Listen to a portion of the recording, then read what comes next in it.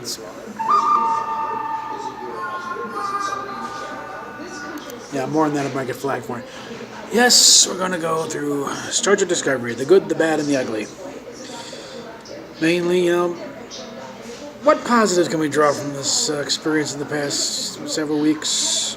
And, of course, what negatives and then what's really bad. Starting off with the good. It is good that, not necessarily that we have Star Trek back in production, because that was not neither here nor there, really. Depending on the quality of the production, but the fact is, it is back in the national conversation.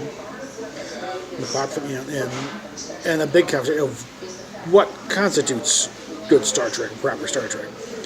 Helped by the fact that we also have the Orville as a counterexample of what really constitutes Star Trek and what doesn't. So you got to compare and contrast situation, and people are actually engaging. I think maybe we're finally getting a decent conversation on the subject. Because we have an example of someone who does appear to get it and is doing it right, as opposed to the official ones where they're not doing it right. The bad, obviously, you got a situation of,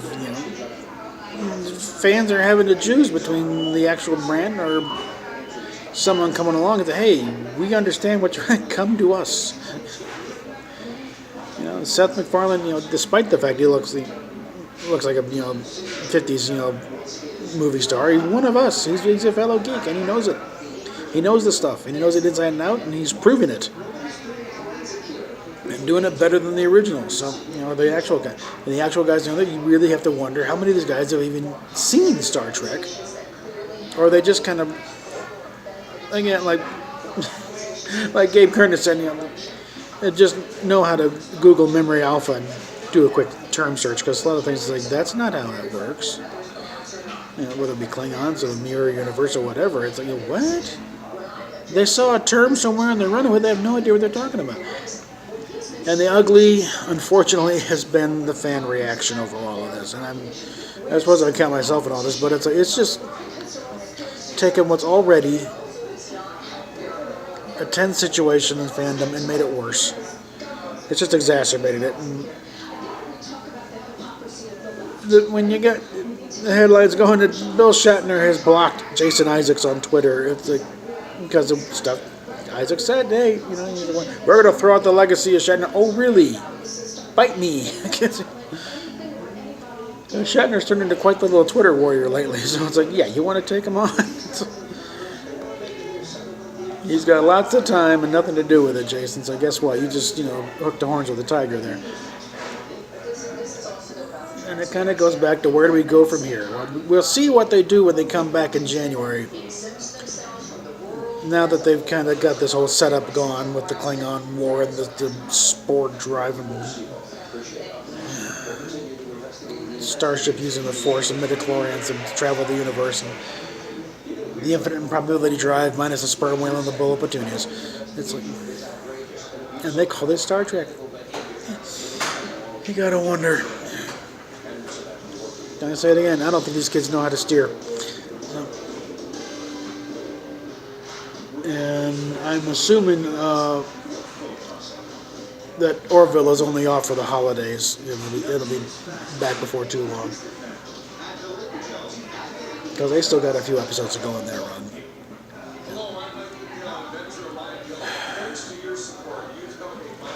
And yeah. The other thing, has it really been worth it? All this acrimony and all this divisiveness and fighting and arguing and screaming at each other and name calling. Is it worth it? Is this show proven anything other than they can blow things up and do gore and sex or whatever? It's like, also demonstrate that they really, apparently, I don't know if they really understand what Game of Thrones is all about. They think this is their Star Trek version of Game of Thrones. They are so far off the mark. And it would not have been hard to do a Star Trek Game of Thrones. Because you got two empires to choose from, the Klingons and the Romulans. And, in a way, what do you think House of Cards is? It's a democratic version of Game of Thrones. It's, you don't even understand the term Game of Thrones. You were playing like the chess game, the power, like to try and work your way up to the top, and like Cersei told Ned Stark, when you play the Game of Thrones, you either win or you die. Unfortunately, he died rather gruesomely. And that's the kind of look at when I'm doing a little binge watching. I'm up to season 4 now. Joffrey has just been it, so spoilers. But no spoilers, 3 years ago. But watching who knows how to play the game and who is a total novice and who just doesn't belong on the board. But it's a rare occasion that I actually got the sound on the TV in here. But like I said, they just seem to think a Game of Thrones, Star Trek, and that just means lots of sex and violence and language. No. Any idiot can do that. Okay. Any moron can throw in 4-letter words and extra violence and make things blow up. Okay, Michael Bay's made an entire career out of that. Okay. Another one. Now, going back to the bad and the other stuff, is that the writers of the show clearly think that we are morons. Because they're writing their characters like morons. We're supposed to accept it. They have made blatant, idiotic moves. Starfleet and Klingons alike. And we're supposed to accept it because it's science fiction. No. Stupid is stupid. I don't care where you're at. Whether you're, in the field against Napoleon or in contested space between the Klingon border. You do a dumb move, it's a dumb move, and you shouldn't be afraid to be called out on it. Because you get, just starting off with the way the whole thing started was idiotic. They're carrying over idiotic ship designs from JJ that have been called idiotic from day one. A windshield on the bridge and the big blinding light. That's why you don't have a windshield on the bridge. That's why the original writer's guide, went in all capital letters. You want to look it up. The view screen is not a window.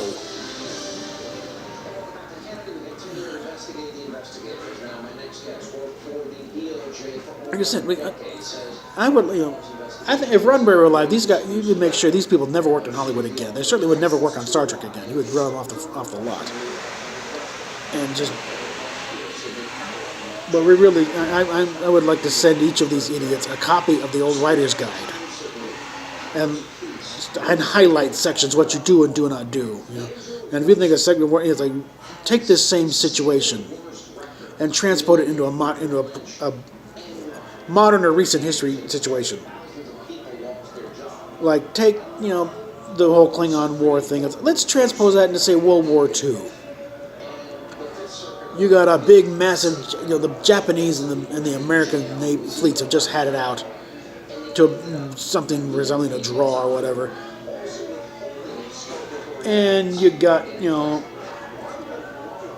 would they leave an intact aircraft carrier sitting there within reach of a relatively intact Japanese carrier with important stuff still on it?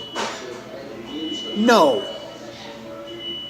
One, I think they would try to get that ship underway as much as possible because lifeboats, the escape pod thing sounds all neat and sexy and sci-fi, but in reality, your best bet is to stay on board ship and get that ship running.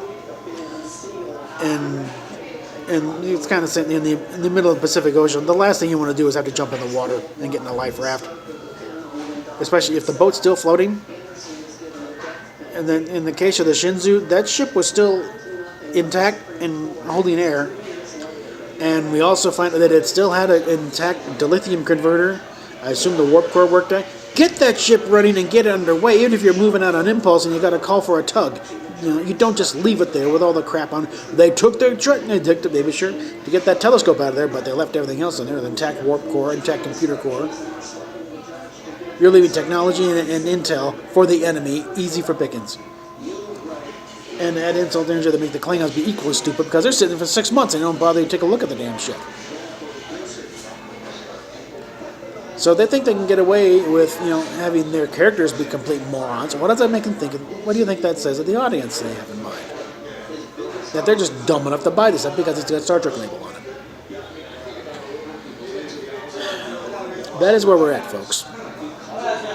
I've said it before and I'll say it again. We went from Roddenberry telling the writers there is an intelligent life form on the other side of that television tube to, oh, these idiots will buy anything as long as the label's on it. Call it Klingons, call it Federation, they'll buy. They don't. Yeah, no one's gonna care. Who's to say they didn't have this thing just before this? Yeah, and just totally ignore the established history. And it's like, yeah, bring in Rainn Wilson as Harry Mudd. And Rainn Wilson's supposed to be a big-time Star Trek fan. I think he would have a better handle on this thing than what they had. But they're showing Harry Mudd as a stone-cold psychopath, frankly, or killer. Because his second appearance, he's just waylaying guys left and right. He kills Lorca 53 times. And Harry Mudd was a con man, a used car salesman. He'll sell you a moon he doesn't own, or rights to patents he has no claim to. But he doesn't kill people. He doesn't even arrange to have them killed. He'll do his snake oil show, and then he'll just get it off to the woods before you realize you've been had. That's. So who are they writing this show for?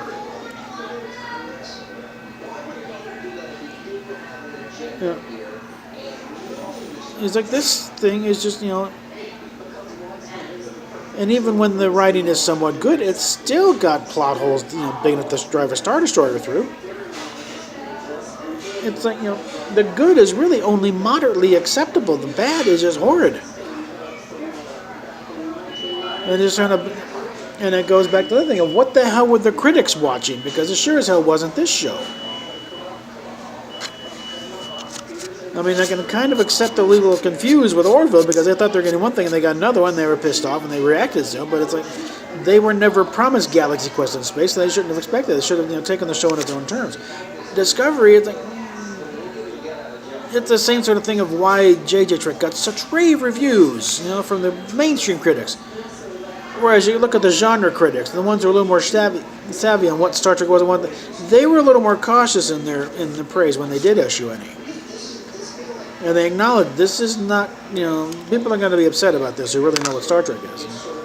And some of them were flat out saying that this is not Star Trek. And the JJ. And those critics were kind of drowned out by the idiots at ABC. And thought, this is what the original series is all about. No.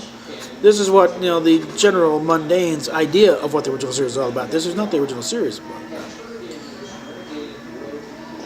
And again, unless they're still following some of Brian Fuller's thing, and this is some kind of mirror universe, which is how they think they can get away with all this crap. If they seriously think they're going to sell this, that this was running around at the same time as Captain Pike on the Enterprise, or trying to sell that this is what they were really worried on with Pike on the Enterprise, and what the Enterprise really looked like, then no, this will not end well. It's like everything, if they're going to try and pull that one off, then they'll make everything up to now look like a tea party. Because the fans are close to open revolt as it is. They try and pull this kind of crap. It's like, see, this is, and that's how, and they're trying to cram all the changes into canon. It's like it only happened in like a 2-week period. Bull. Even uniform changes take months, and I know because I'm in the Air Force when working admin. One of the things I did was file uniform the regulation changes, including Air Force Regulation 3510 concerning uniforms.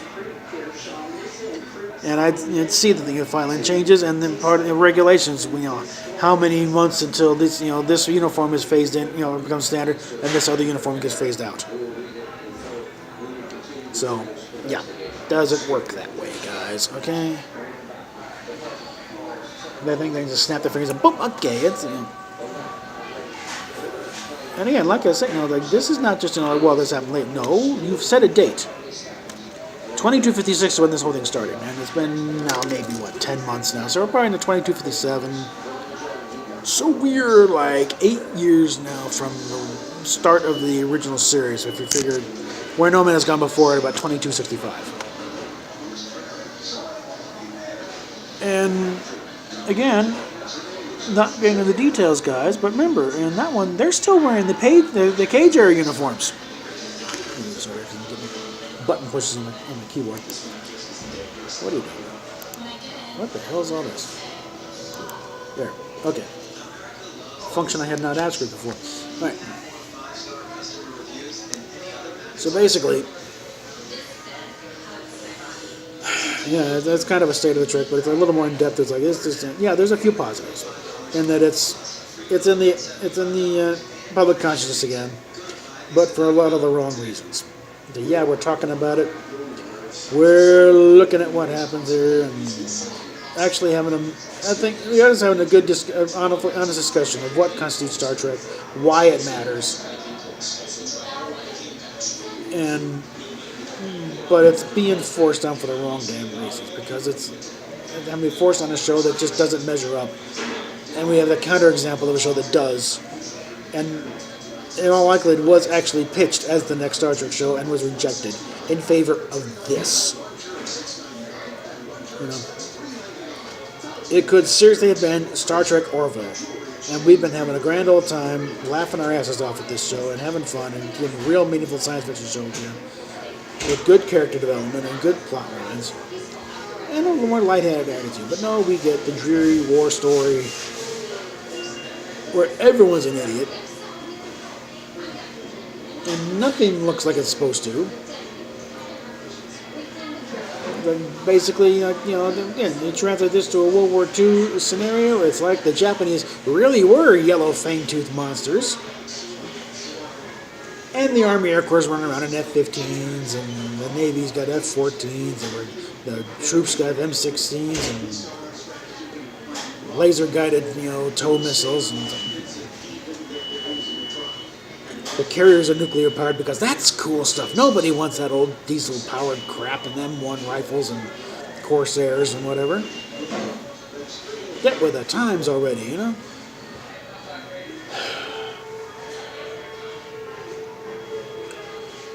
One of these days, it's gonna hit it's already gonna hit the fan, especially if they don't come about and really fix this thing by the end of this coming season.